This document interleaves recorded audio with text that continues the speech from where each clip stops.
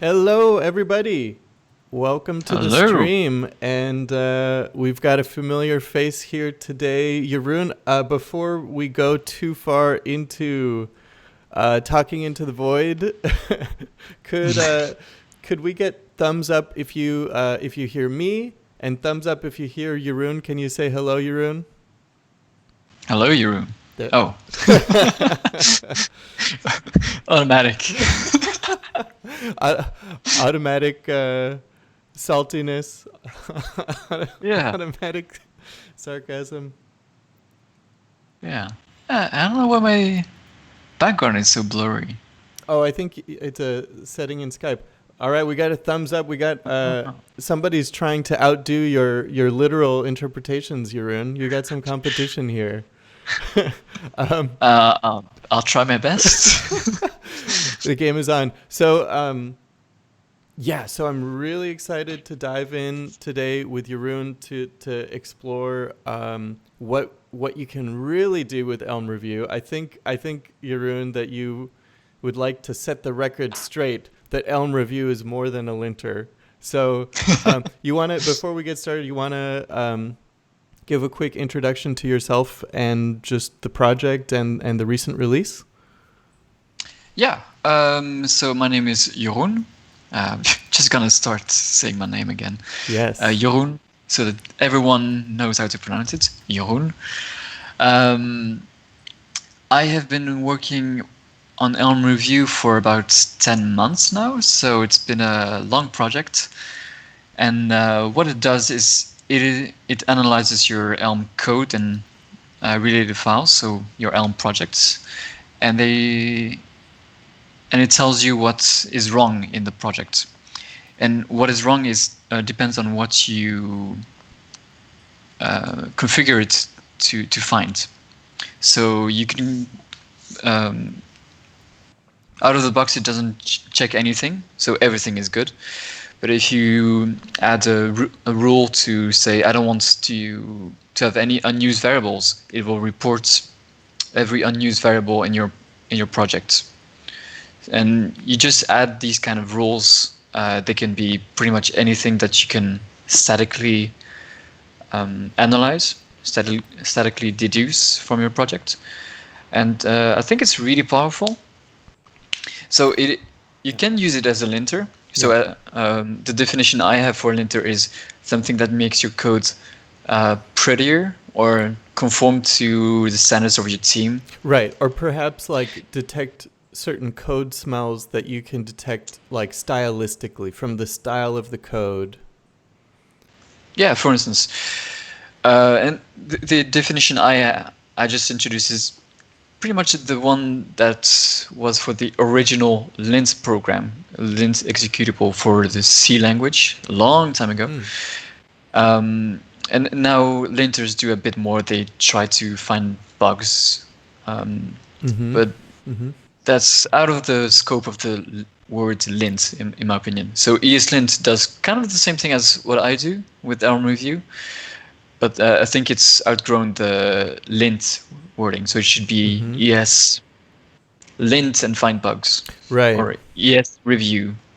Right. Because there are linters for things like even checking like a GraphQL request in your JavaScript code and checking it against your schema and things like that. And I think you would classify that as a misuse of the term lint. Like it's not really linting at that point. Yeah. But basically what... It's a static check. It's a type of static check. Yeah.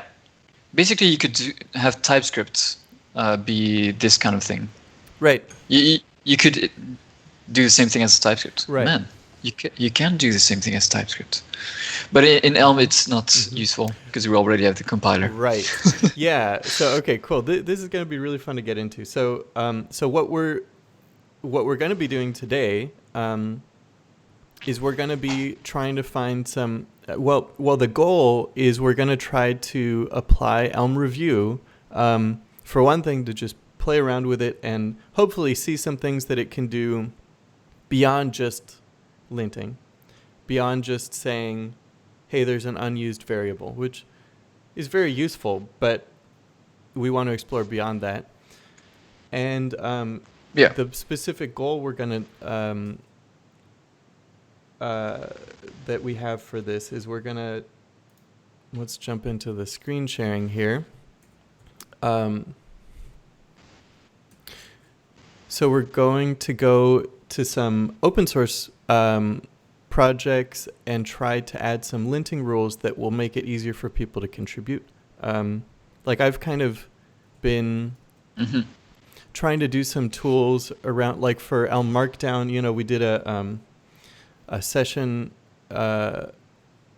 with Thomason and Stephen a couple weeks back where we went through some like Elm Markdown programming, and like I think during that session we kind of demonstrated some of the tooling that I've set up around that. Like we've got some, it's automatically running specs, and you know it runs the entire like GitHub flavored Markdown spec, and it outputs the test results so you can see the current failures and things like that.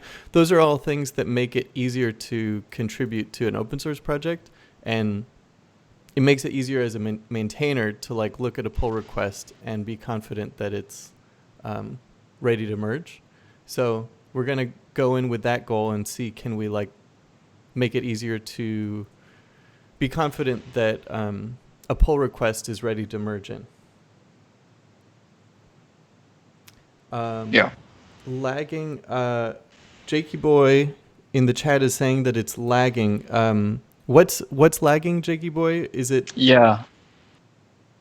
It seems like the internet might be a little slow right now, which is. Yeah, it's lagging for me too. I thought it was me, but it's probably you then, I guess. Lagging in what sense? Like my audio and video are out of sync? No, your audio. At least your audio is blah blah blah blah blah blah. Oh, it's like cutting out? I don't want to see you face Oh, something. That's a bummer. But I think it's better now for some reason. Well, maybe the internet decided to be happy again. Yeah. Okay. Well, let me know if it starts being weird again. Okay, cool. So, let's pull up a project. So let's see. Oh, and by the way, it's cutting out. I'm sorry. That's a bummer. Does it? Oh, no, it's fine. It's fine. Okay. Okay. Tell me if it happens Great. again. Good. So,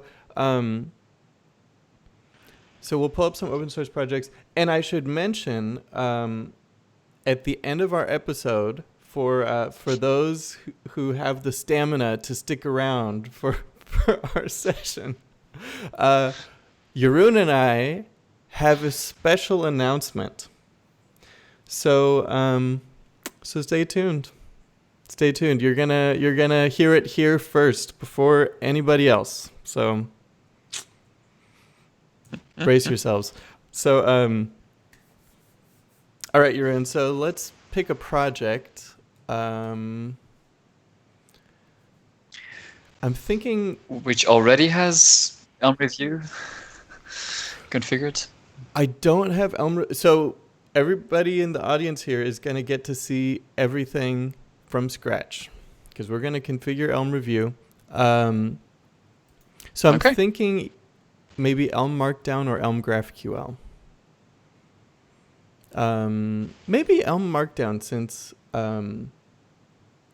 we've had a lot of contributors on that project.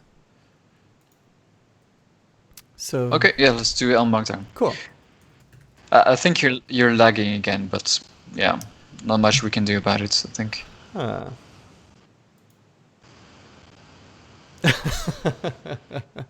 Philip's in the chat, and he's that contribution graph. It's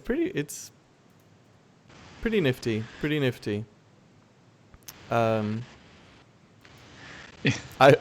Wow. Yeah.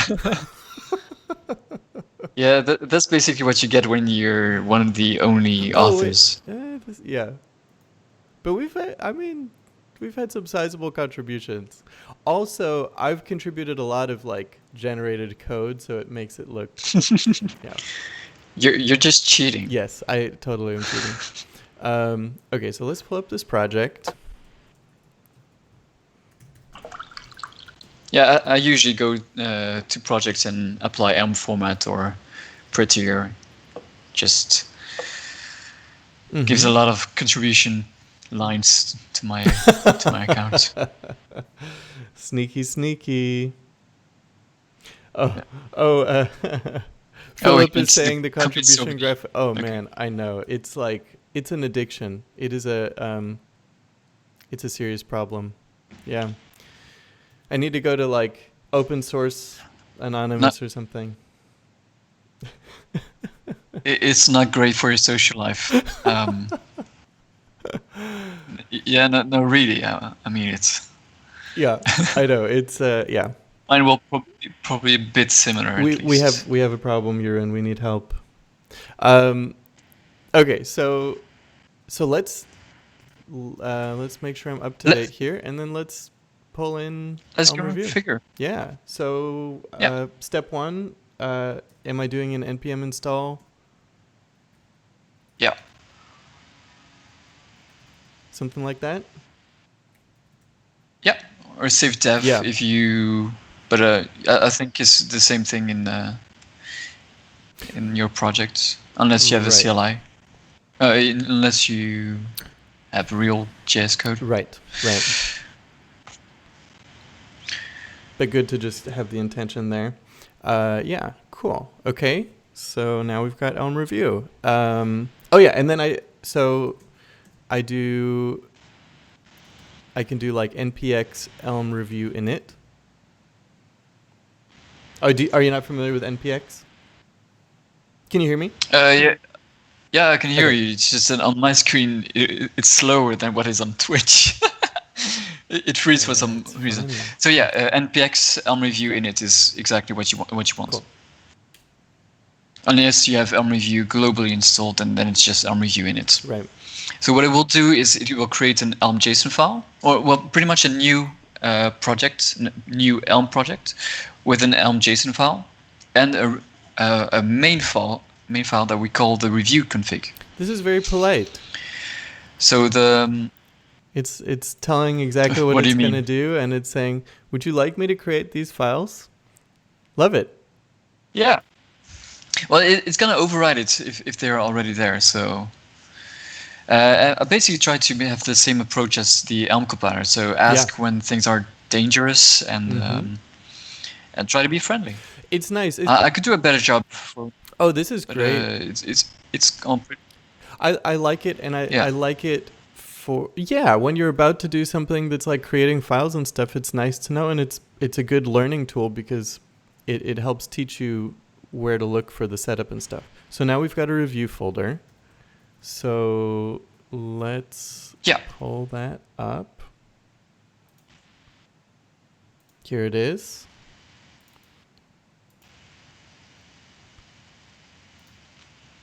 Cool. So we've got an Elm JSON as advertised and a review config.elm in the review folder.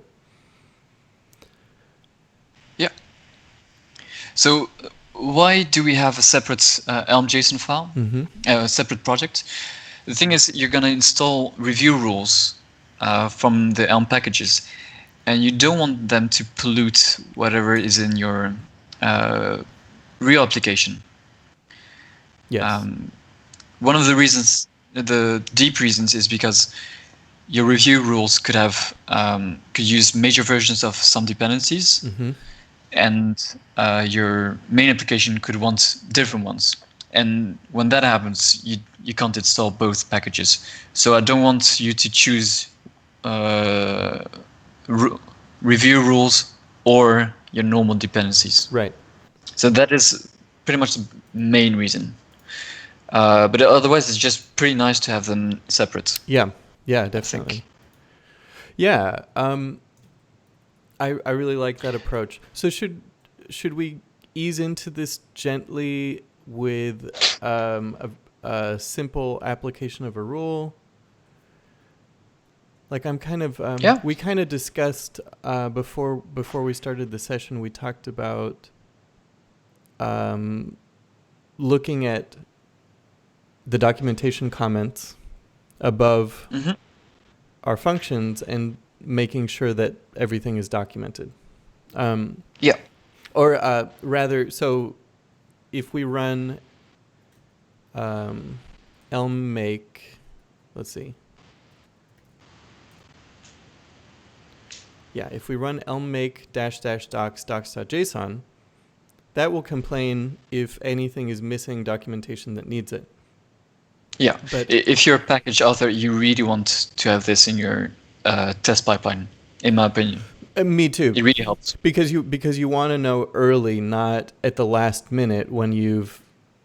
Yeah, because as you're working on a particular set of functions, you want early feedback that, oh, I'm missing documentation for one piece of it. Yeah, I totally agree. So basically what this does is just compiles your package, but it also generates a docs.json file.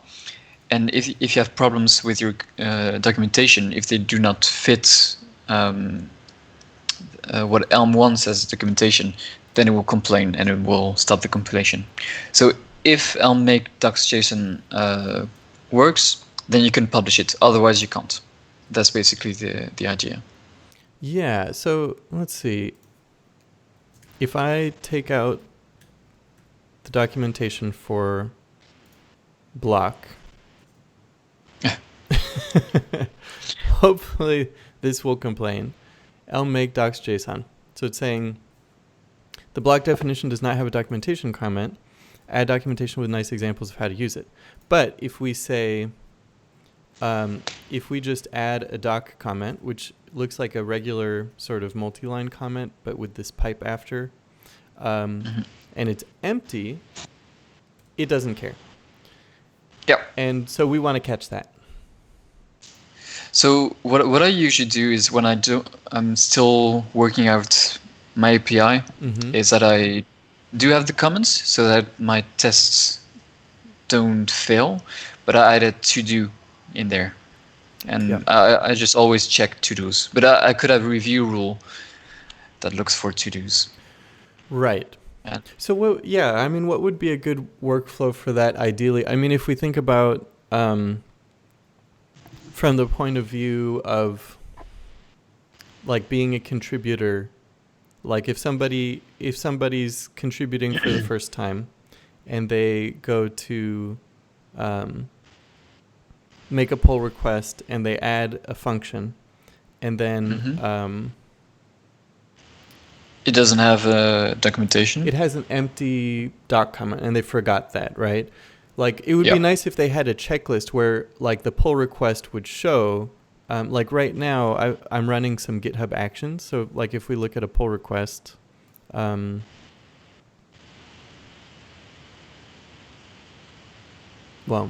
try initial GitHub action setup. So this will tell us. You could see checks, is it? Oh yeah. So this is telling us that I called this one lint because it is actually just linting, but we could have something that does review. Is it applying Elm format? Yes. Okay. Yeah, it's doing Elm format validate. Yeah. It's running. You also want that in your test pipeline. Yeah. Yeah, I mean the whole goal is basically like you want to find these potential problems early, and also I think it's just nice for contributors to a package to feel confident that if the tests are green, they're good to go. And I mean, if a test is failing, it's not so bad, right? Like it's okay for something to be red. It's just telling you, hey, there's something left to do before this is ready to merge. So it would be nice if it was just red if you had empty documentation comments. Yeah. But it should tell you also why. I like that. You should give good error message. And that is what elm-review is partially about. Is trying to be just like the compiler, give good error messages. Yes. Right. Maybe in my case they're too detailed. My colleagues have complained about that. Oh really? Yeah. Yeah. Well, there's the whole art of a good error message is interesting. Actually, I was reading up on like Evan's philosophy on that for Elm and some other thinking on that, and like you want to provide the relevant context, references with more details of like why you should do a certain thing. So that can be good to Yeah. link to things. Because sometimes it's just opinionated, so it's worth explaining. Yes. So shall we get started on doing that one? Let's try it. So what's my first step? Well, I guess I can just commit this initial setup to Yeah. Atlas. Cool. And maybe we'll do this in a branch. So So you can throw it away. Oh, how dare you! no, so we can push it and merge it once the button's green. And so I can like go in, delete documentation, and we can see it red on a pull request, not on master. Yeah. Yeah, sounds good. elm-review. You probably don't want to commit your docs.json, though. Right. So I want these guys. Did I miss I it? usually have them generated in the Elm stuff folder. But if you put it somewhere, I think it messes up with Elm tests. So. Wait, you put which in the Elm stuff folder? The generated docs.json that I generate in my tests, I put it into Elm stuff So the something. The reason I don't have the docs.json ignored is because I sometimes commit it so that I can use Elm doc preview and send a link to upcoming documentation. Do you not know that feature? It's pretty nifty. Oh, okay, yeah. So you can, yeah. It's pretty cool. I thought Elm doc preview works without generating, but yeah, you mean in Yeah, unfortunately, you need to. So, like, here's an example. This is like a particular branch in this repository. Yeah. And it's giving me the documentation for that branch. But the way that it works is it requires the docs.json file to be committed.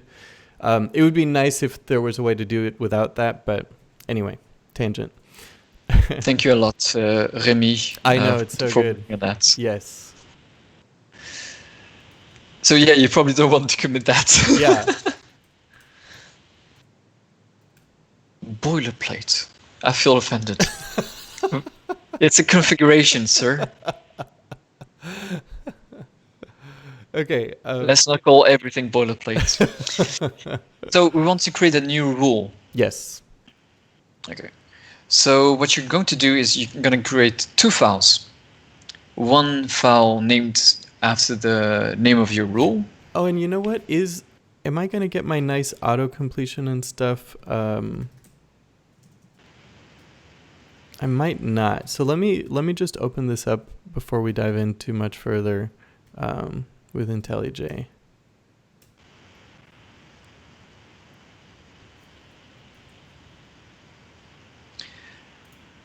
Philip says Elm docs preview is awesome. Yeah, if you remove the docs and the P, that is also true. Elm review is awesome.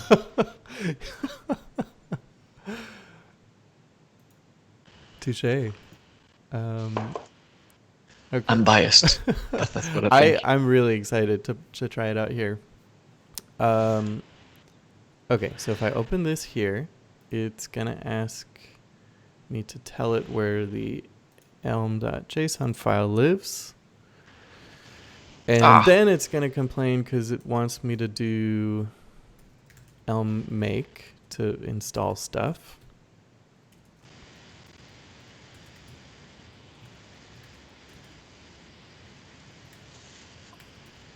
Is that so? Okay. Yeah, I mean it's just it wants to download things. Yeah, it wants me to do like an elm install, which the way you do that now is you just run elm make. Okay, so now this is happy. Now I'm happy because I can get auto completion.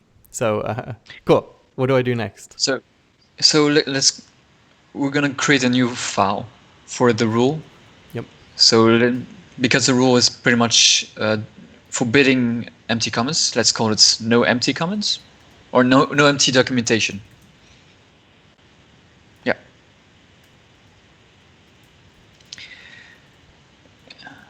Yeah, import review rule as a rule. That'll be helpful. Cool. Exposing rule if you want to. Yeah. But we can let IntelliJ do that. And we're gonna define a rule. So that is rule. Yeah, rule.from new. Rule. New. Sorry. New module rule schema. So we've got module rules and project rules. So module rules only look at one file at a time. Those are simpler. They can be a little bit more optimized.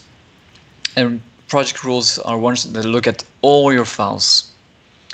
That is a new feature in elm-review v2, and then allows for a lot of very cool things. But we're not gonna need this for this. This is too simple to need it. So basically what you want to do is pass the rule name as the first argument. Mm-hmm. So let's call it no empty doc comments. I usually advise it to call it exactly the same as the, even with the dot. So it's the same thing as a module name. A .elm or? No. Oh, okay, yeah. Mm-hmm. I meant if it's no empty dot comments, then you would have no empty dot comments. Right. Mm-hmm. Yep. And the second argument you need to that rule is the context. So what you're gonna the model of the rule. So what you're going to accumulate. The model. Yeah. So I don't think we need anything at the moment. So just empty tuple. Cool. And then we're gonna call with the pipeline operator rule from module rule schema. Mm-hmm. Builder pattern. And that will give us that will give us a rule. So you can replace the schema. Yeah, there's a compiler error, and that is normal for now. Mm-hmm. Mm-hmm.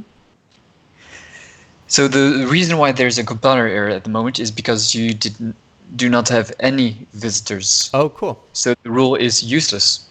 So let's not make a compile. That's what I thought. Oh, wait. Did IntelliJ Elm fix this thing where it seems like it might be catching the phantom errors now?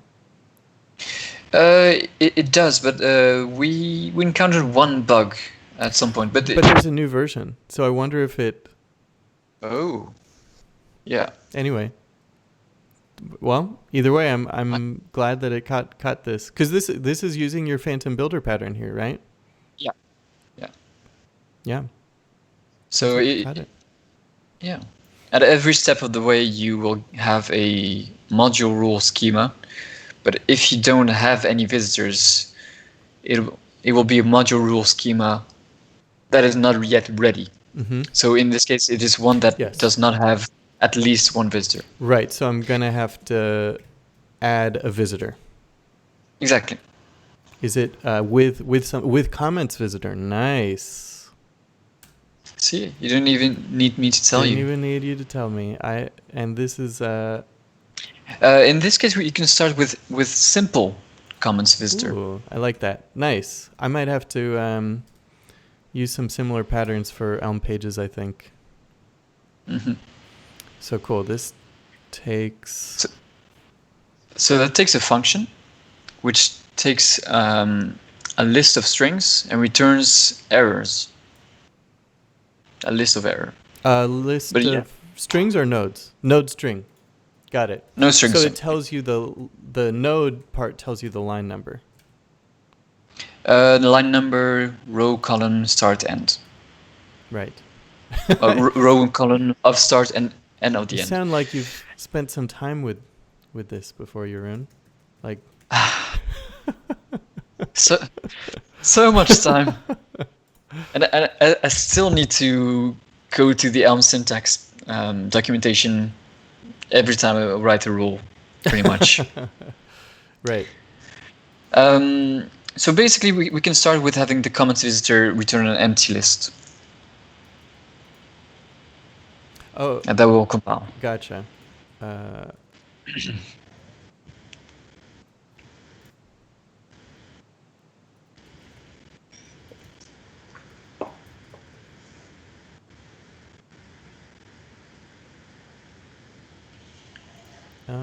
is this an IntelliJ Elm issue, or is it? Should I try compiling it? Sorry?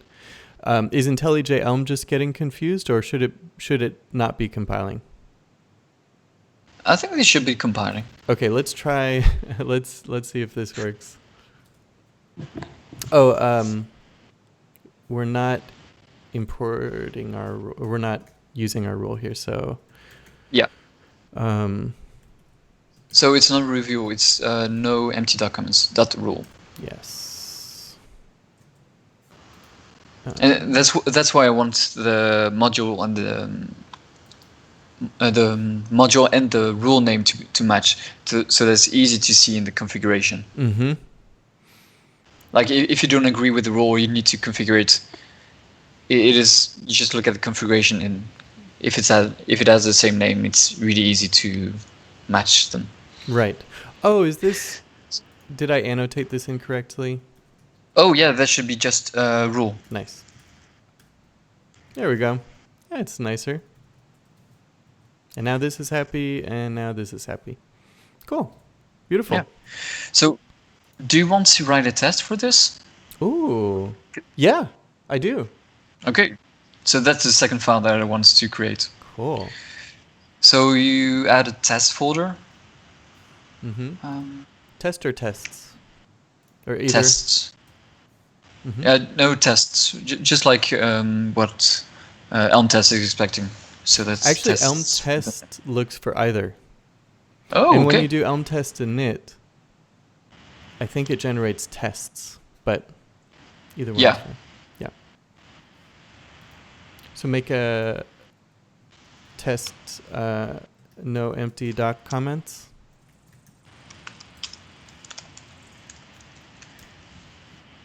Yeah. Oh, you put the test at the beginning.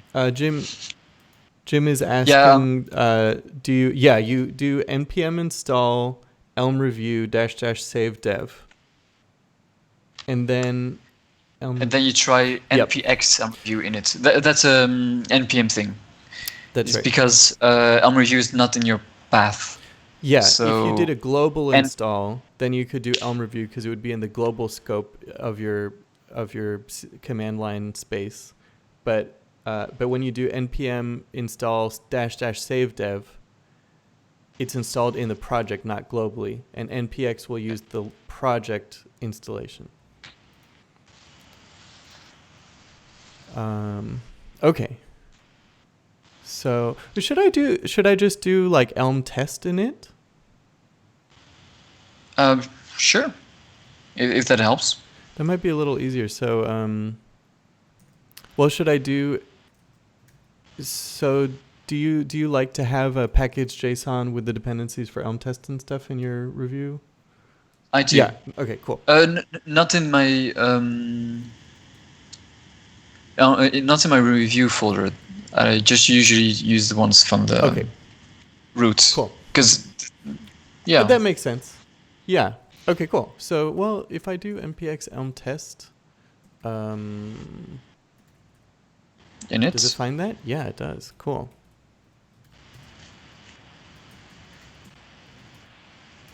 Yeah, it doesn't know you're in a different project. It just thinks you're in the parent project. Yeah, that makes sense. Okay, so if I do init, it's already installed. Aha! See, it adds tests. Yeah. But it will find either test or tests. So now it added the test dependencies here, and I think elm-review already did it for you. Oh, that might be. Yeah. We can see that there's no diff for this file. So indeed it did. Cool. Yes. I wasn't sure I got that right, so I'm happy. Yeah.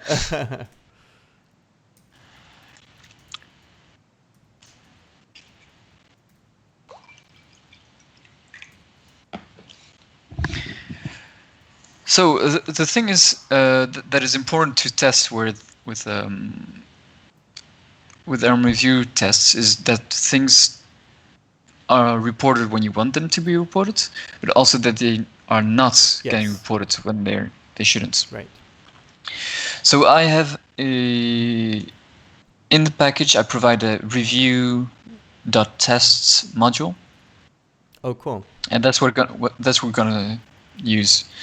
So basically, any assertion that you could want on the rule will be tested That's awesome. in your, and it does a lot of them with a lot of custom error messages, review tests. Nice. So I spent a lot of time working on that, and either people not following the pitfalls that I was expecting, or they don't write tests. They just don't tell me. I don't get all that much feedback, actually. So if you try on review, please give me feedback. I love that. Yeah. It's very Yeah. very helpful to me. Yeah, it helps a lot to know that concrete things that people experience, good and bad. Yeah, Um, especially the good ones. No, they're useful too. Very useful for morale.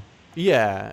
Yeah, and to When know when you're you on the work on right a track. project, yeah, when you work on a project for 10 months, you want to know Yeah.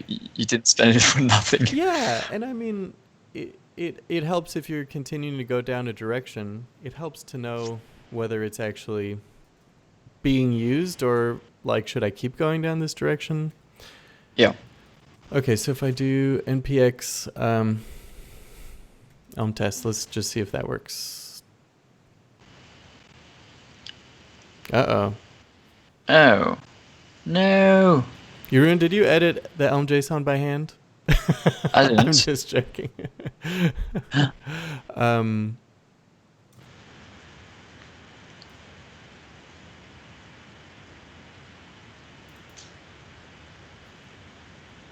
Can you look at the elm.json file?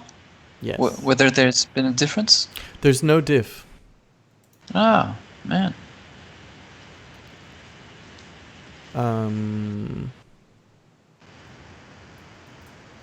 Remove elm stuff, maybe. Always fun to... Yeah. Debug npm stuff. crap. Okay, we could try. Well, first let's. Are you in the review folder? I was, and I Okay. just went up a directory. Okay. So that works. I wonder if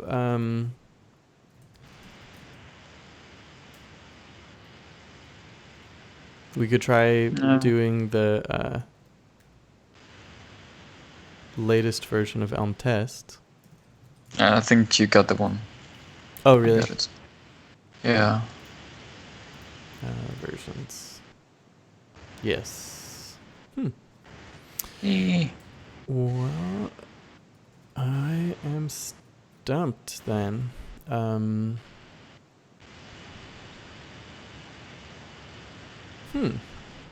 Mm-hmm. Well, let's see. What if we... Okay, let's try this. Let's just do this. And then we'll do... Okay, so we can do... Test again. Test init again. And actually, there's... I think we can even do Elm test install. I think that's a thing. Yeah. Did you know that? Yeah. So maybe it'll be happy now. Oh, it changed Yeah. something. It It removed added this. Oh. Indirect Oh, dependency. yeah, that. Oh, Yeah, that might have been a problem. because elm-review has that as an Mhm. indirect dependency, and then when we change the test Yeah. dependencies. Interesting. Yeah, I need to figure out how to make this work every time. Okay, good. Good job. Great. Nice. Hey. A nice round of applause for Dylan. Yay. Okay, cool. And hey, we've even got it running in IntelliJ, so we can have it running on a loop as we write our code. So that's handy. Yeah. Okay, so let's So, write a so, rule. so, what does an review test look like? Yes. So basically, it looks like you write a string. So what I usually do is write uh, triple quotes the multi-line string. Let me pull up your docs as you're describing this. They're great. Yeah. No, They've got lots of examples, so that's yeah, that's that's what I the try first to thing do. I look for. Yeah. Okay, cool. So a rule looks like a string, which represents the Yeah. actual input file. So we're gonna have an Elm program, and then we're Yeah. gonna run a test and expect there to be no errors in the positive case. Okay. Well, I mean, this is actually a Yeah, reasonable this is what we first want. test. Yeah. Yeah. And it looks like you've used the same convention that I used there to just have the describe be the exact same thing. Yeah.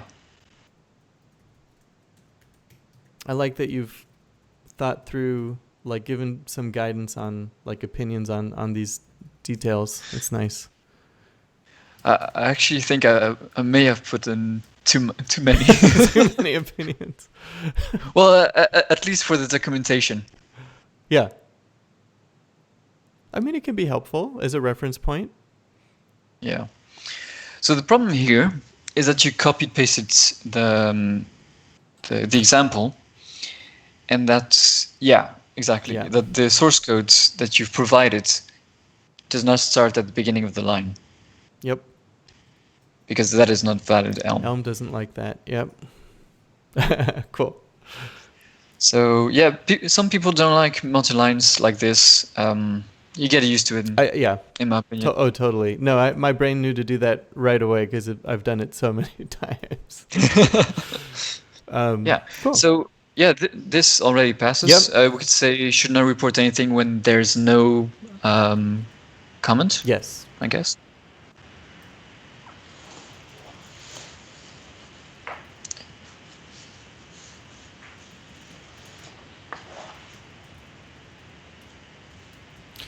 Cool. Let's commit this. This seems solid to me. Oh. We made so much progress. Well, no, we did create the rule, so Yeah. we did do something. So there's a lot of there are more people now than when we started. For the people who missed the initial announcement, we're going to do an announcement at the end. So stick with us. Yes, we are. And it, if I may say so myself, it's a good scoop. You're gonna want to hear it, and you're gonna hear it here first. We actually do have a. If I were you, I would be very excited right now. Wouldn't you say, Jeroen? Yeah, I would tell my wife to start cooking later. And if it was her turn to cook dinner tonight. Pop open the champagne, and get ready. Get ready for the end of the episode announcement. Okay, so I think we've talked up our announcement enough, or perhaps not nearly enough. I'm not sure.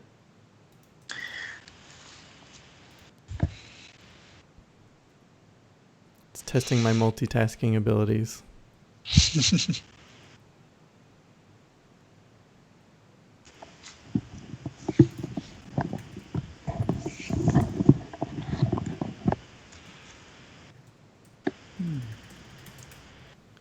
Cool. All right. Okay, so let's write a test which fails. Yes. This is I've got to say, so Jeroen and I have discussed elm-review quite a bit, but this is my first time actually building a review rule and going through this process, and it's very, very smooth. I'm finding it very intuitive to just, I feel like you're like about to tell me a step, and then I like see this thing in the documentation, and It's very, very easy to discover what to do. Okay, so so you said, let's say there is an error. Yeah. Finds error when there's a doc Documentation. comment with when there's a blank doc comment. Yeah. Cool. So we need to add documentation there, and then we're gonna replace expect no errors by expect errors. Cool. Yeah, just like that should be good. And that takes a list of errors. So the ones that you expect. And you're gonna tell it which errors you expect by saying review.test.error. And that takes Message and a record. details. Yeah. So I think it's important to test the errors, Yes, I totally the agree. message you pass. Yes. Very often it's going to be the same one for every kind of error. So you would, what I do is just hard code message and details somewhere at the top of the file as top level declaration. Yes. And then there's also something that is pretty important to test, in my opinion, is where the error will appear in the editor or in the CLI. So where in the source code will the squiggly lines be? Yes. So you test that using under field instead of fields. And what is under a line, range or something? It's a string. No, it is a string. Oh, Because cool. ranges are a pain to work with. Yeah. So in yeah. ESLint, you can test the position of the error, but except for the core team, I've never seen anyone do it. So people don't test it. But if you do under and say, in this case, empty documentation. So do the squiggly lines. Yeah, exactly. So elm-review is gonna just look at where the range it got is in the source code and whether it matches what is in under. So if that matches, that's great. Well, we know. Oh, that's fantastic. This is exactly what I'd want. I mean, if I am not only writing a rule, but if I'm going in and thinking, should I use this rule on my project? What does it do? Like, sometimes the first thing I do is like go to the tests, and this is exactly what I would want to understand what a rule does. Yeah, because they can be pretty cryptic sometimes. Yeah, that's awesome. So one question you might have, but you probably won't ask it, so I'll just say it for you, is, hey, Rune, what happens if I have the same the understring twice in my source code? Yes. Yeah. Well, then you've got an ambiguous location for the error. And then what you do is you use a function called review test at exactly, which specifies the exact range. And if you do not have ambiguous under location, you don't need it. And if there is, if the string appears twice, then it will require you to do it, to specify the act exactly.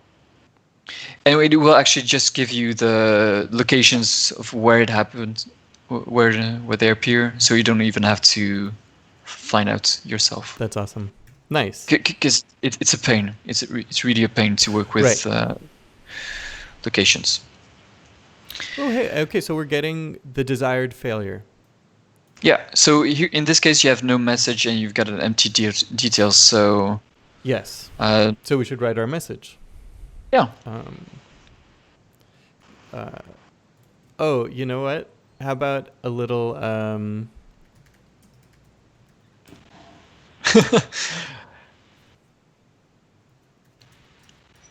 So Evan has this tweet that's like the Elm philosophy. Mm-hmm. It's not done until the docs are great. That sounds good to me. I don't know if this will stay, because it's not very not explicit enough, I think. But Or at least present. it's pretty good. You could have this in the details, for instance. Oh, okay. Let's do.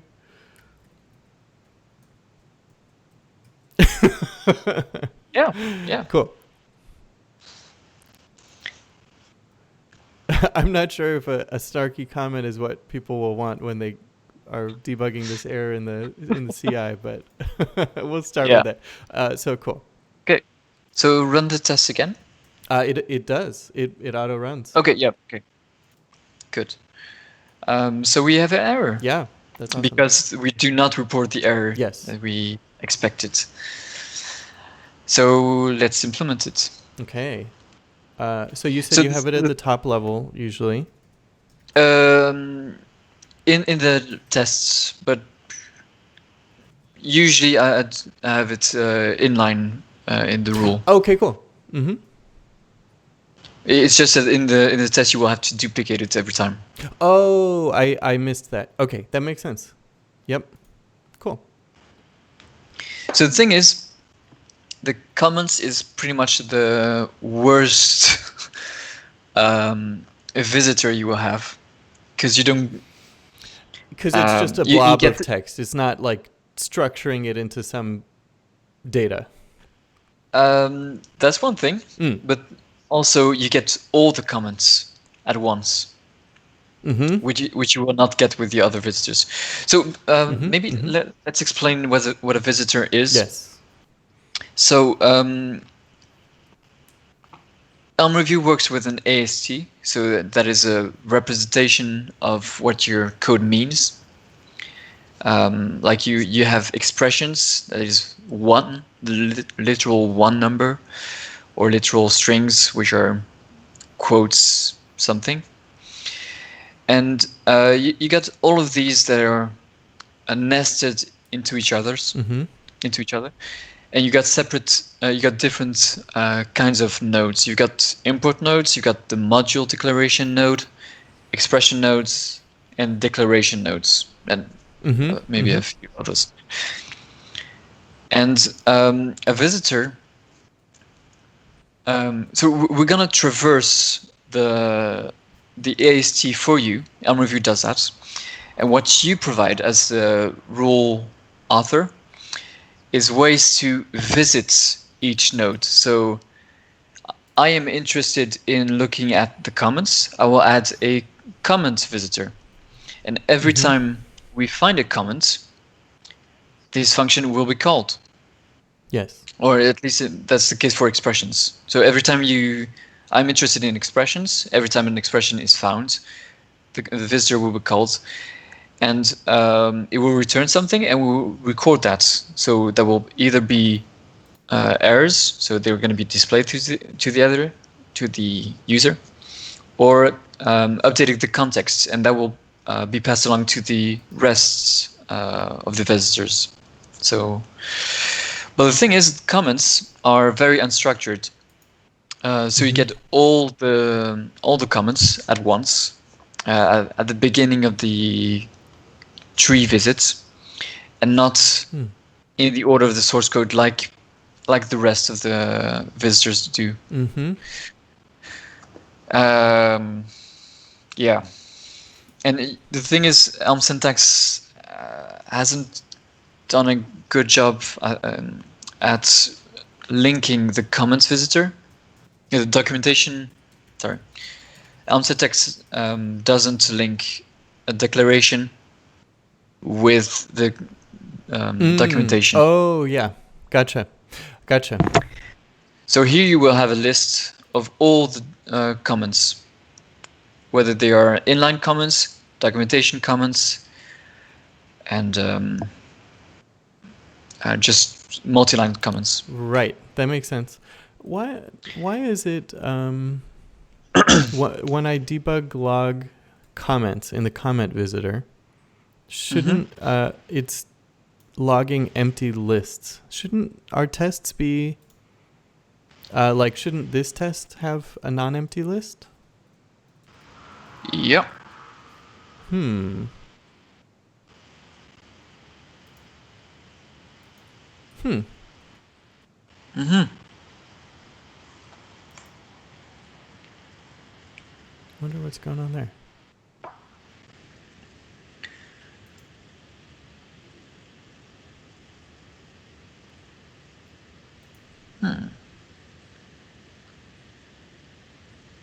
Can you run it in the CLI? Yeah. Just to...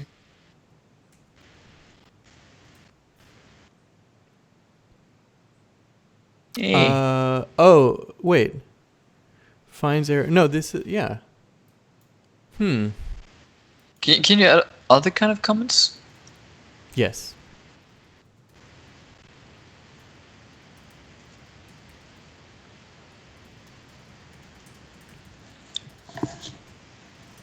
Maybe this is a bug. Could be. But no, but I made it work recently. We get a line comment. We get a regular block comment. Wait a minute. Now it's getting this. Yeah. Now we're getting it. So maybe the test runner is being weird. Huh. Or is the maybe the comment is attached? There we go. That's fascinating. What? Oh, maybe it is attached. Oh. Oh, no. Sorry. Uh-huh. Wait, no. Might be because it's the module documentation. Oh. When you only have one. Yeah. And that one is attached to the module. You're right, because so if I say import dict, yeah, then so like a doc comment, there's a module doc comment, which is the doc comment that occurs above the imports, and then there's a like function or type doc comment, which occurs above a function or type. But if there are no imports and you have a doc comment, it will treat it as the module doc comment, is what Jeroen is saying. So if I put an import, alternatively, I could put like, this is a module doc. Yeah. I mean, I guess we may as well do that. Now it's, so I think that's exactly what's going on. I think you're right. Yeah. Nice. Whew. Even as the author, you get surprises. Yeah. Now this is interesting. Wait a minute. It gave us the module doc comment now. Ah. Maybe maybe you do have a comment on the declaration? Maybe. Huh. This is a module doc comment. Should I look at the type in declaration? Yeah, go ahead. Function declaration.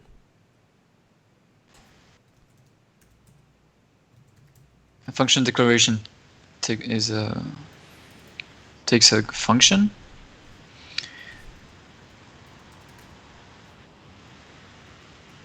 Which is defined in expression, I think. I guess I could look for function interface. Yeah. No, another one. Function declare. No. Below. Oh, in expression? Here. Yeah, the fourth one. Yeah. Documentation. Oh, it does have documentation. Oh, well, Good. Great. So we are not interested in comments visitors. We're interested in expression visitors. Cool. All right. The more you know. So, yeah. Wonderful. With expression visitor. Simple expression visitor. Will be easier.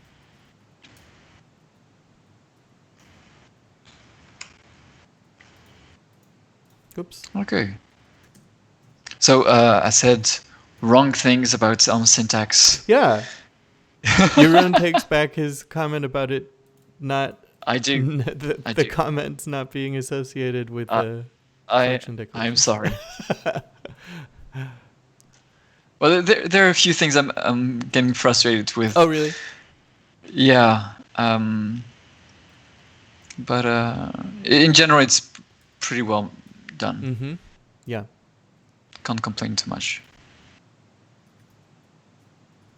When I actually started working on Elm Lint 3 years, a bit more than 3 years ago, I didn't have an working AST.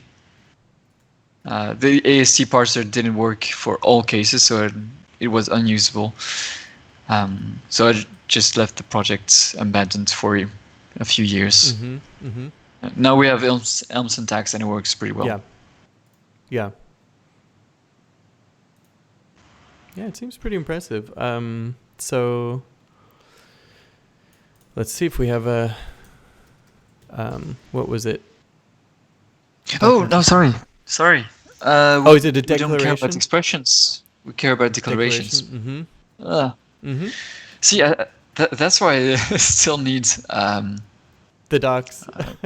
the docs. I think. I don't blame you. Yeah, totally understandable.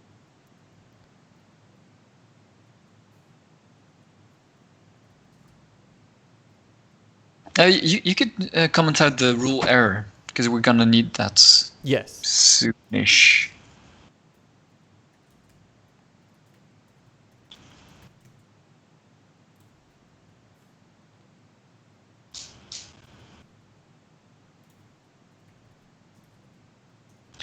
I've seen people call this function like find Mm, empty comments nice. instead of declaration visitor. Yes.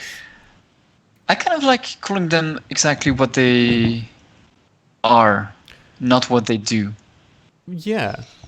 But You could see both I couldn't arguments. I couldn't give a good reason to that Huh.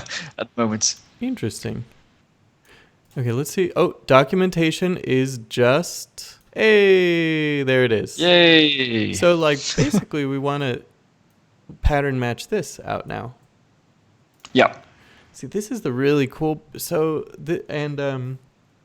for anybody who maybe is lacking this context, what we're doing that's super exciting is like basically elm-review is giving us this platform where there are these. We can write these functions that take like some Elm data that describes the syntax tree. And then we can look at that data and say, here's an error to give based on that. Or we can also add context going through the syntax tree and then based on that context add error messages. But we get to play around with this Elm types data, this Elm AST data structure and like pattern match on it and then report like very specific error messages based on that, which is pretty fun. So yeah, this is great. Yeah, I really like writing those rules. Yeah. All these months later, still enjoying it. That's good. Well, I'm not writing all the many rules compared to the time I spent working on the That's library. fair. So that's like the fun part. Yeah. Yeah. But with ESLint, I've written like 80 rules and published most of these. Oh, okay. Interesting. So do I do node.value node? Probably, right? Yeah. Because I don't want the surrounding context of the line numbers. You don't care I don't about care it. about that. It will be hard, well, verbose to pattern match. That makes sense. Yeah. Oh, so that's this part of the pattern match now goes away, and it's just this. It's gonna be Oh, whoops! none of these actually. None of these.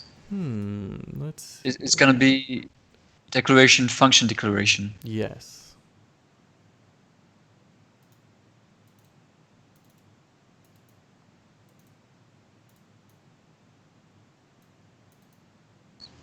So you can pretty much use what is commented actually.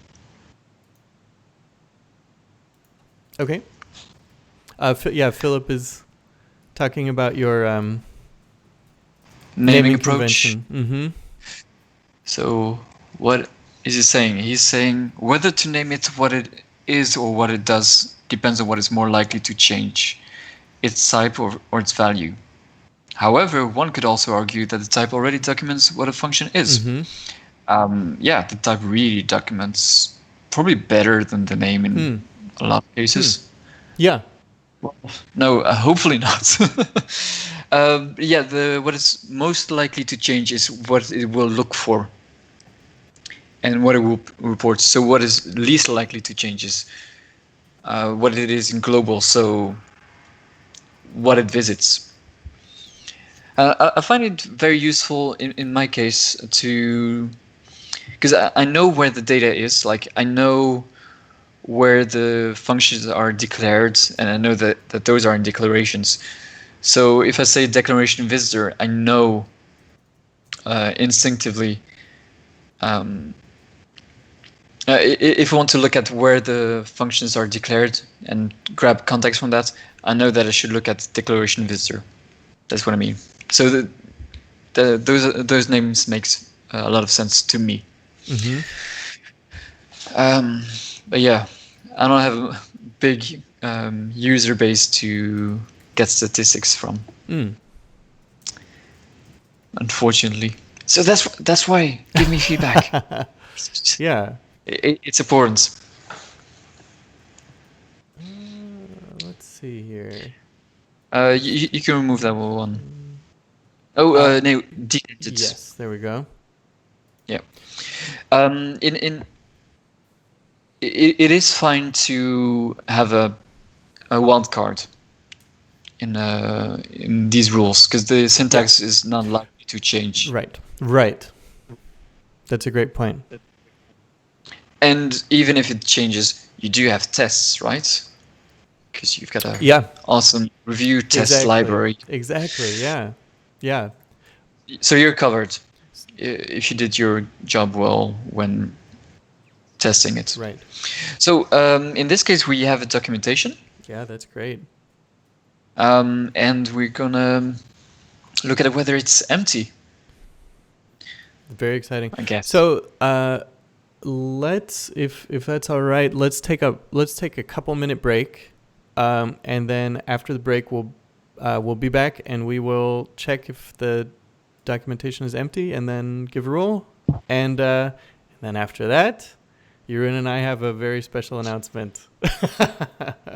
If we haven't built it up enough Stay tuned. already, it's you won't be let down. All right, we'll be Yeah. back in a couple minutes. Yeah.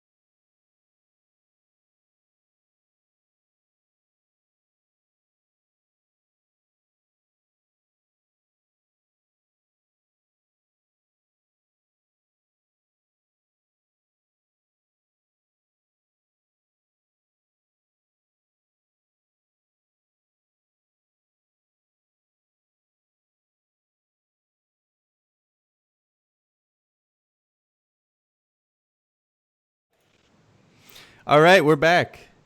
So let's do the fun part now. We've done the hard work of setting up the basic initializing the elm-review project, initializing our tests, writing a failing test case. We are so close to making it pass. All right, so what do I do next, Jeroen? We've got our documentation here. Yeah, so let's look at what is inside of it.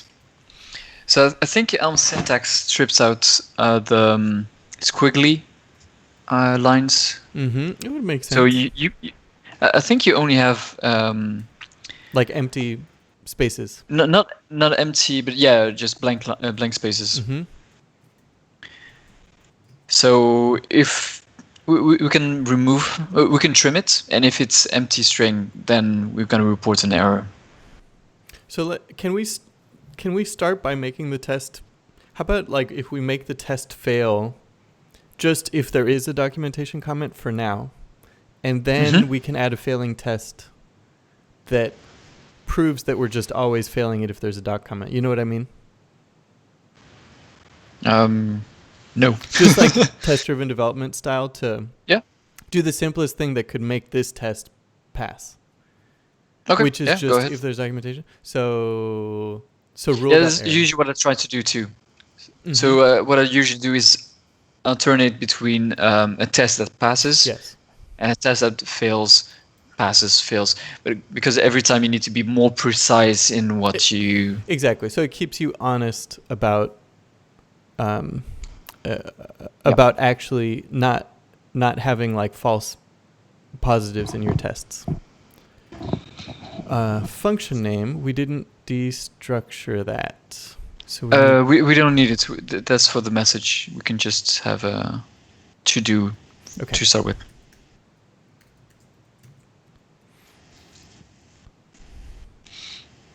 And then to get it passing,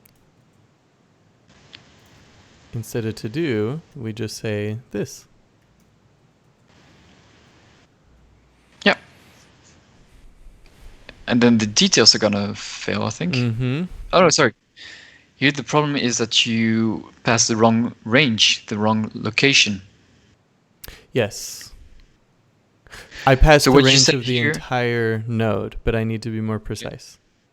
With the entire declaration. We need to be passing it. You need to pass the range of the documentation. How do I get that? So what can you show what documentation is again in the tests debug log? Yes. I think it's a node. Yeah, I think it's the last one. So There it is.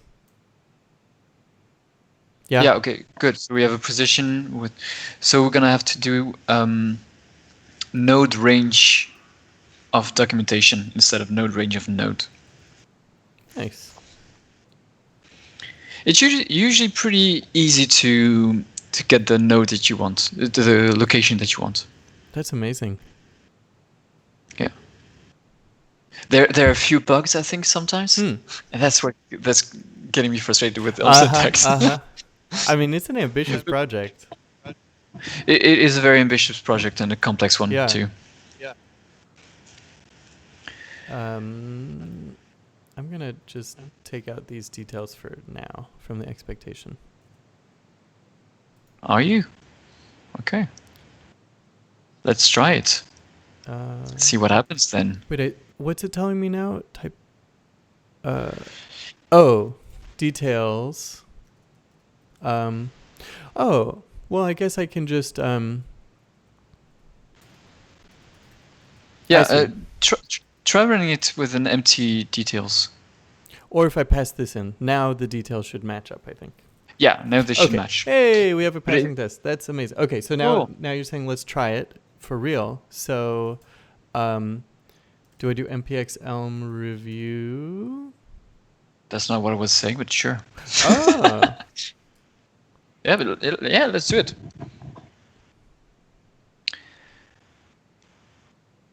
The thing is, Mm-hmm. Well, we compile your configuration, but we compile it with optimize, That's so that it's faster. that's fair.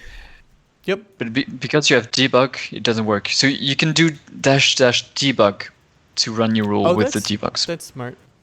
I like that. Yeah. But then it's way more verbose. You get all the CLI debugs too. Right.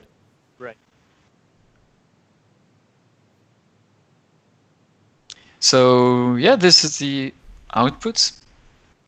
It's not great for huge multi-line comments, I guess. Right. Well, for empty comments, it'll be fine. For empty comments, it will be just fine. So it's not something we have to worry about. So cool. Okay, so we're gonna get something like this. That's gonna give us the name of our rule, the error message we gave, and we could give like, we could say the function called blank. Although we actually already can see that here, which is cool. Mm-hmm. Yeah. Very exciting. Okay, so what's our next step?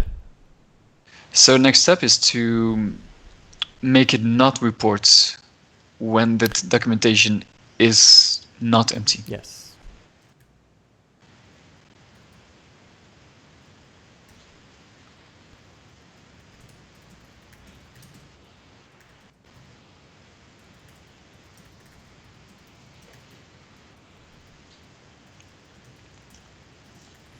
I'm a good Seems boy. like the lag that you had as a disappeared, so that's it's great. disappeared. Oh, good.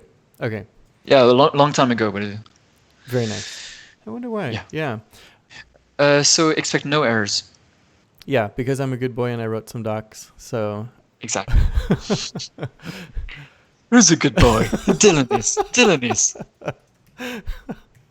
That's basically what the test suite is doing. It's calling me a good boy. Yeah. Yeah.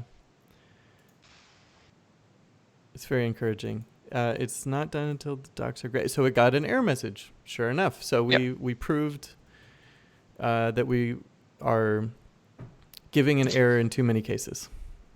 Yeah. So now we need to actually check. So since this is a node, do I need to say node.value? Yeah, exactly. And since it's a node of string, it will calling a node value will give you a string, and then you can do whatever check you want on it. Mm-hmm. So you were saying like string.trim. Yeah. And then I compare it to an empty string. Yeah. That sounds good to me. Or we could do... Is empty? Yeah. Yeah. That's kind of nice. With the trim. We still need the trim. Whoops. Don't we? We definitely do. And I kind of like doing, starting the pipelines. Yeah. Like that.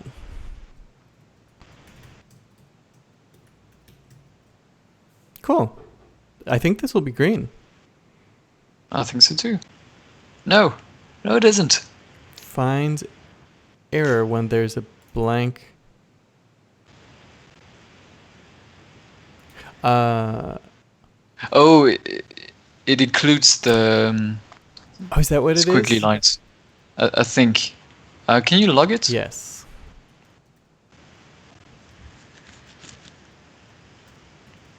Maybe just after string trim. Or no, after node value. Well, that's fine. Okay, cool.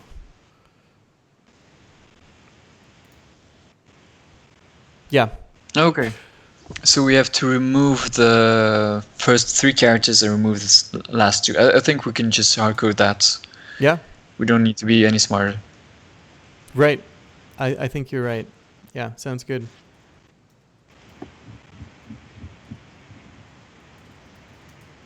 Hello, Lucy. Hello. Welcome. I don't know how to pronounce it. See, it's a test. Like, I feel like some Yeah. people are good at just going with it and confidently saying it. That's the trick. Just pretend that you're right.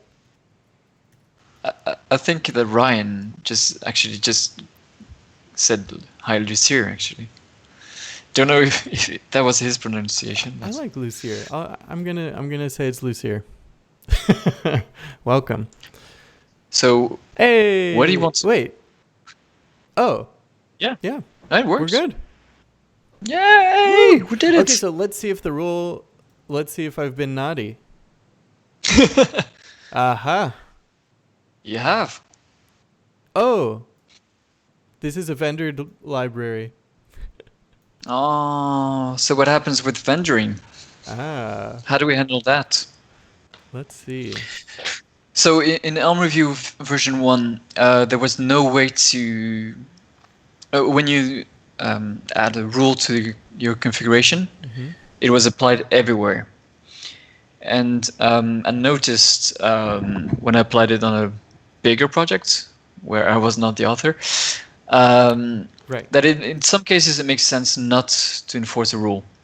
Mm-hmm. And those cases are when you vendor code, when you in your tests, sometimes they're different. You want to analyze things differently. Like it's okay to have debug.todo in your tests. That Yes. Right. so vendored, Mm-hmm. generated code mostly. Yes.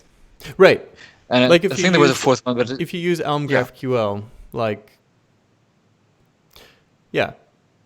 Yeah, If you you don't run want to your analyze linter that. on Elm GraphQL, like sorry, I'm not gonna fix a GitHub issue that's saying I'm not following your rule in Elm GraphQL.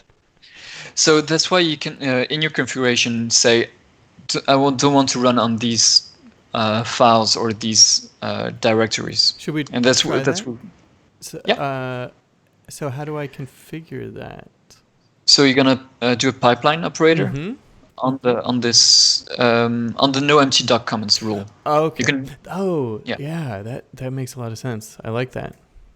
if you want to do it on all the ones, you can do the same thing but with list map. So rule dot ignore errors for directories. Nice. Or I don't know if it's directories in this case. Oh, it really should be. What I've done Well, is I've actually taken list extra, and we renamed it to list helpers because it was conflicting with something else somebody had. But but it really should be in vendor. Mm-hmm. So let's just go ahead and do that. But first, let's commit what we've got because we've got some good stuff here. Well, can you run it again and see if it works? You want me to like ignore files? Yeah. Well, no. And it's a list. Is that the right format? Yep. Cool. I think so. Hey. Cool. Yeah. That's cool. a good start. Okay, let me remove some comments here.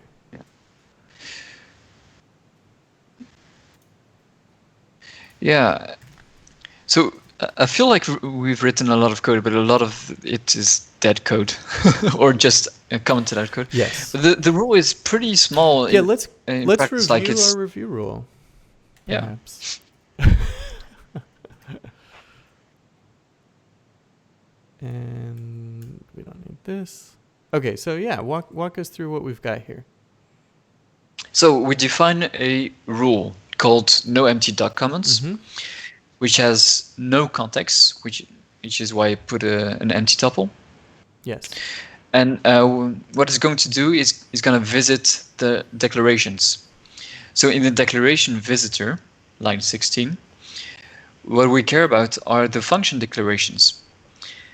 And for the function declaration, we care about the documentation. If there is one, then we look at whether the documentation is empty, and then we report an error. And in all the other cases, we don't report anything. And that's the rule. We tell it where to underline by getting this range, and we're able to get this range. So a range has a start and end location. And we're able to get that just by taking this Elm syntax node and getting the range from that. And by the way, all of these syntax expressions and declarations we're talking about are defined in still 4M Elm syntax. So, so it's probably, if you're getting familiar with elm-review, it's probably actually a good starting point is probably just to browse through the documentation for Elm syntax, right? Yeah, it's gonna be necessary, unfortunately. Yeah. So Yeah. just familiarize yourself with like what kind of AST could I possibly be looking for, pointing a user to a potential problem by analyzing that part of the AST. Well, here's your Elm data type. Given this data type, could you tell if there's a problem or not? Or could you build up the context visiting all the files to say whether there's a problem? And so go check out still 4M Elm syntax for getting your head around that. So cool. Yeah, this is, this is really easy. Really easy, right? And if we were to like tweak it or add another rule or something, I mean, it feels like the hard part, we had to like fight against like setting up the test thing and like some of that stuff a little bit, but that's done. We'll work on that. Yeah, we'll work on, but that wasn't a huge deal. We just didn't know what was going on. But now, and I love the tests. I've written a design document on what it tests and what it does, and it does everything pretty much. Yeah. So there's like one way to write the tests, and even if you provide no details, like an empty list for details, it will tell you, please provide one. Right. That's awesome. Okay, so it tries to be very helpful with as much as I can. This is really amazing work on this. And Philip, Matthias Dev in the chat is saying that he can now say with confidence that elm-review is awesome. I agree. I 100% agree. Don't boost his ego too much. No, just joking. You can boost his ego. It's fine. Yeah, do it, please. Okay, so add rule to check for empty doc strings. I'll push this up. So before we wrap up Jeroen, let's do two things. Everybody knows what the second thing is. The second thing, Jeroen and I have an announcement to make. The first thing we'll do real quick is we will tie this in to our build. So I'm running GitHub Actions. Let's make a pull request. I want to see it fail, and then I want to see us make it pass.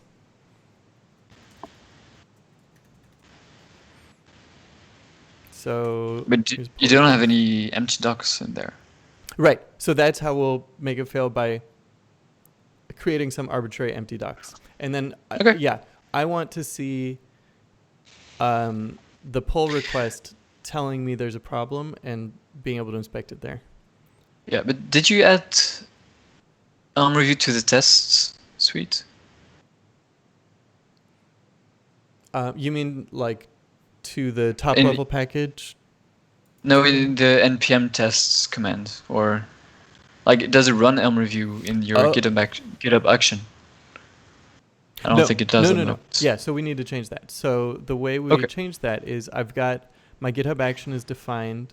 For anyone who doesn't know, it's just like Travis CI or any other CI pipeline. You just define some scripts to run. So it's in this folder .github/workflows/ I have it in ci.yaml. And I have this linting step, but let's change it to make Jeroen happy. No. Linting is right for Elm formats, but just have an additional one review. Well, I kind of feel like let's just call it like code quality, or okay. Is that fair? Or like static analysis or something. See, it's hard to get it them all in the same boat. Totally. Yeah. For sure. Okay, so we will run elm-review. And the way we do that is just, I mean, we could do like in our top level package JSON. Why don't we just do like npm run review is just going to run elm review. And by the way, we were doing npx when we ran it from the command line, but if we have it in our package JSON, it'll already implicitly run the project's dependencies when it runs these tools. So now if I say npm run review. Do you want to add it to the test command too? Yes. Okay. Definitely.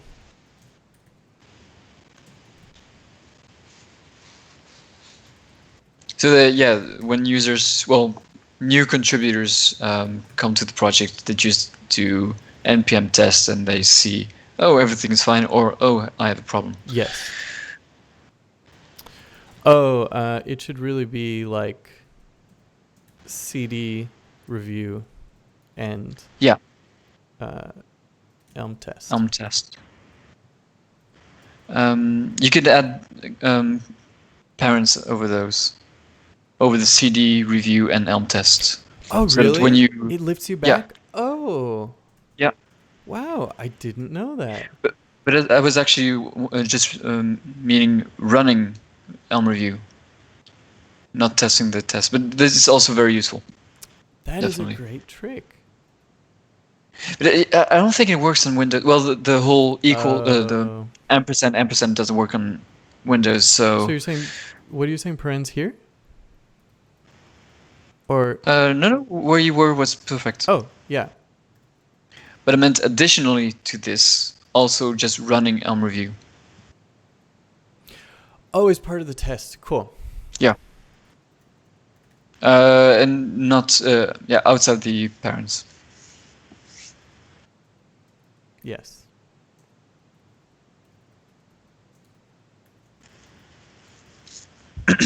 Okay, cool. So you're saying let's get rid of this and just have it be part of when we run test. Well, we could have both. Yeah. But at least the test as it is right now. Right. I think you should run everything in the tests. Yeah. I like that. At least as long as they're really fast. Yes. If they're longer or require setup like end-to-end tests. Yes. Right. Okay. To be discussed. So since we're already doing npm test, I think this will do it. So let's push this.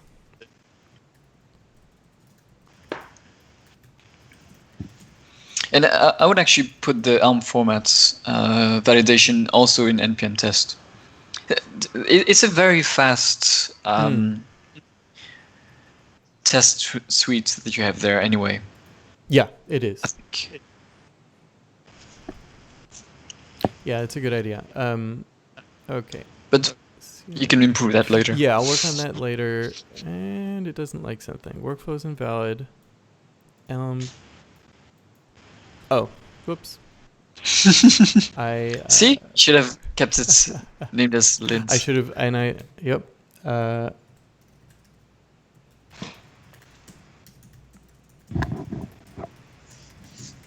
Okay. So once this goes green, let's just queue up an artificial failure. So let's go to block. Let's do like task. We'll make this empty. So if you remove the comment altogether, then the Elm compiler would fail because he's running elm make --docs equals docs.json. Exactly. That will fail if the documentation is not correct. We're just adding a new guarantee. Yes. That the comment will not be empty. It can still be gibberish, so people can just hack their way through it. But right. That's right. Yeah. We can't do everything. Yeah, we can't add like an artificial intelligence engine to it or something. I mean, we Yeah. could, I guess. Okay, so I just did this commit. Let's push it. I just committed us removing the docs from here. And we should get a build. And then Jeroen and I will make our announcement. I will actually have one before that. Yeah. I have an additional one. Go for it. Give us your announcement. Okay. Yeah. So on Friday, Yes. at the same time as this live stream, so at 6 p.m. Paris time, Yes. I will do an Ask Me Anything or Ask Me Things about elm-review. That's awesome. So it will be on my Twitch. I've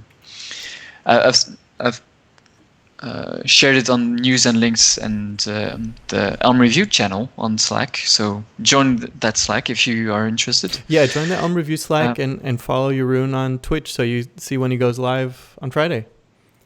Yeah. Exactly. So ask me questions. That'll be fun. Awesome. NPM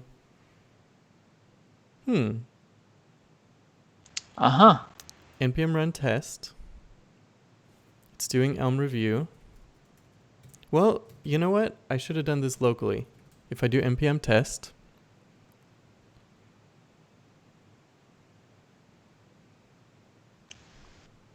found no problems. Did you save the task? The deletion of the... What have I done?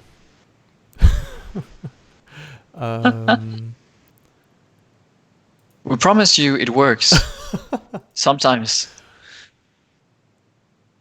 Well, let's try this and see what happens. Yeah, we could have done that.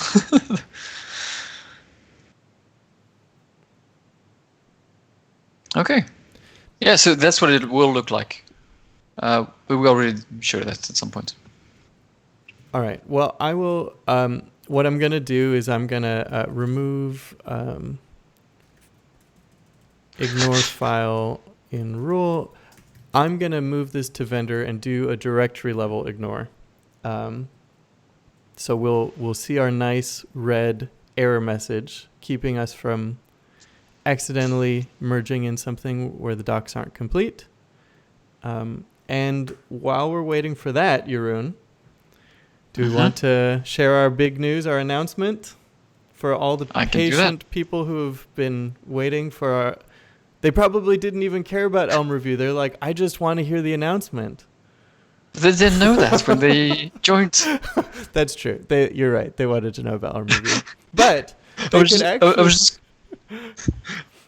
just going to say, someone just left before the announcement, and now someone rejoined. So it might have been hilarious. Yeah. So actually, this announcement will be a good way to learn more about Elm Review as well. Jeroen, you wanna give the announcement? So Dylan and I are going to start something called Elm Radio, which is a new Elm podcast. So we were bored during this confinement. Yes. And we are very, very eager to get any Elm news. And yes. We have such a large appetite that we just have to create our own content now. So we're going to start this podcast. We have recorded 4 episodes. We're going to release 3 tomorrow. One will be... You can actually listen to them in your podcast feed or on Spotify. It's already there. There are the 3 episodes, Elm Radio, on Spotify, on iTunes podcasts, or wherever you find your podcasts. Yeah, so there's one episode about Elm Pages, which is Dylan's baby. Yes. One about opaque types, like just that general Elm topic. And what about Elm Review, which is my baby. And yeah, we're just going to dive into all discussions related to Elm techniques, Elm tools, because those are subjects we're very interested in. I think we're going to share a lot about our thoughts and insights as package authors. Yes. And yeah, if you're interested in that, please listen to it. Give us feedback, as always. Yeah, we even put something to submit your own questions. So if you have a topic you're interested in, or a particular question, we might do some episodes where we go through listener questions and just do a grab bag of topics. And so the format of the podcast is going to be kind of topical. So we're gonna, rather than it being interviewing different community members, which is very valuable. We saw value in having a podcast with a different format, which is focused on just going through topics. For example, we just recorded an episode on JSON decoders, and we talk about some different elements of, different techniques around JSON decoders and different technical aspects of that. We're going to have more on opaque types and the builder pattern and things like that. So it's just going to be lots of different topics. So we hope you enjoy it, and let us know what you think. And thanks for staying tuned. Thanks for watching. And then hope to see you next week. On Monday, we'll be doing some coding on Elm Markdown, more AST related stuff, doing validation on Markdown ASTs. And also, as Jeroen said, he's going to be doing an Ask Me Anything Friday, 9 a.m. West Coast time, 6 p.m. Central Europe time on Twitch. So follow Jeroen on Twitch so you can see when he goes live. And thanks everybody for joining. Have a great day. Have a great day.